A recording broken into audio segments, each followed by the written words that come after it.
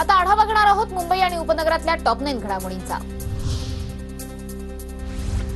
मुंबईसह परिसरात पुढील 2 दिवस मुसळधार पावसाचा हवामान खात्याचा इशारा। मुंबई शहर आणि उपनगरात काही ठिकाणी हलक्या सरींचा पाऊस। पावसानं ओढ दिल्यानं पाणी पुरवठ्याची स्थिती गंभीर। मुंबईला पाणी पुरवठा करणाऱ्या 7ही धरणांमध्ये 5.28% पाणीसाठा शिल्लक। मुंबईत सध्या 10% पाणी कपात। मुंबईतल्या लोकलच्या गर्दीमुळे होणाऱ्या वाढत्या मृत्यूंची उच्च न्यायालयाकडून दखल। लोकलमधून जनावरांप्रमाणे प्रवाशांची वाहतूक करता प्रवाशांच्या समस्येवर हायकोर्टानं मध्य आणि पश्चिम रेल्वेला सुनावलं। मुंबई लोकलच्या हार्बर लाईनवरील लोकलचा ताशी वेग 80 वरून आता 95 किलोमीटरवर। लोकलचा वेग वाढल्याने प्रवासाच्या वेळेची बचत होणार।